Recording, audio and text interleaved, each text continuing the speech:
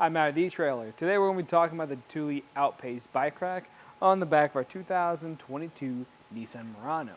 Now this is going to be a great option if you're looking for something that's just going to be really easy to use and is going to save you space not only in your garage but on the back of your vehicle. So today I'm mainly going to be focusing on how this rack is going to interact with our vehicle. So let's start off with the bike itself. So when you have a bike on here, even your mountain bikes with your longer handlebars like we have now, we're nowhere close to even making contact with our back windshield, which is great, even on those really bumpy roads. Now, we're not going to have enough room, though, if we want to access our hatch. So how we can do that is if I come to the back, we're going to have this rubber strap. If I grab this handle, pull up on here, sometimes you might have to lift up some too, then it'll fall down into place. Just watch your head when you tilt this, especially if you have two bikes on here. And then we can open up our hatch. And we have a really good tilt even with a weight capacity of 55 pounds per bike. So even going to be good for your lighter e-bikes. And this will give you the opportunity to get back here if you need to put any groceries away, or you want to take a seat and tie your shoes, or even grab your helmet. And then when you're done, you can close this back up. And to put it back up, all we have to do is push on the rack itself till it clicks into place. If I want to take a closer look at it, I'm going to remove my bike. I'm going to start with this rear strap by pressing a button back here. That's going to release it. We can remove that completely. You are going to have two straps, one per tire. And I actually like this because it gives us a really good hold. And the way this works is you can actually go in the opposite direction to ratchet this down, so this gets extra tight. Get that out of our way, and now we can remove the last one, which is going to be making frame contact.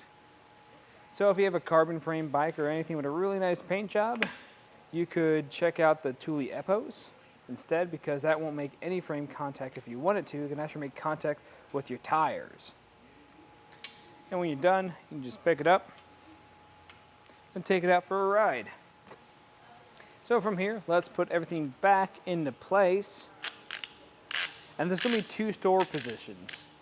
And what I mean by that is when we push this arm down, we have the option to just leave it like this or fold these cradles up too. I typically like to keep my cradles folded out, and I'll show you why here in a few minutes. But first, let me get a couple measurements. So the first measurement I'm going to get is going to be the ground clearance. That here is going to be about 24 inches.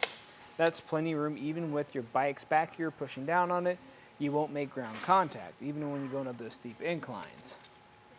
Now for the distance away from your back bumper, this is going to be sitting at around 6 inches. So that's pretty good if you're just looking for more space to work and connect everything. Now for the total distance away it sits, that's going to be about 25 and a half. So that's pretty compact for a 2-bike carrier. Now we have both bikes on here, and if they're mountain bikes, it is going to feel a little bit tight, but you will be able to get them on. Now we can save space if we fold this up by just pull on this rubber cable and push up on it. And this is going to sit really close to our vehicle. Now we are only going to be sitting at about 8 inches, so very compact. Now this is a reason why I recommend having these cradles in an out position, because we're really not going to block too much like this. So you'll notice our license plate is still visible. We're going to have a couple spots where it blocks it, but for the most part you can see it. Now your backup camera, this is going to block a decent amount of it, so I would recommend sticking to using your back window or your mirrors, and your tail lights are going to be completely fine even with these cradles out. And for how it installs, we're going to have this anti-rattle device. You'll notice there's a key in it right now, so this is going to be extra secure. And what's neat about this anti-rattle device is it's built in. You just turn it to loosen up or tighten it in place. And let's say you're at an awkward spot where you can't really tighten it, you can just simply pull it out, swivel it around, so you can get more leverage on it. Once that's all the way tightened or loosened, then you're going to have this shank that leads into your receiver. The shank today is going to be 1.25 inches, and it's going to have this 2-inch sleeve adapter on it. So it can work with your 2-inch receivers or 1.25 inch receivers. And there's going to be this built-on hook here, and that's what's going to go into your pinhole to secure it down. So if I just push out on that, this actually can be removed, and from there I can actually take this out of here, no problem.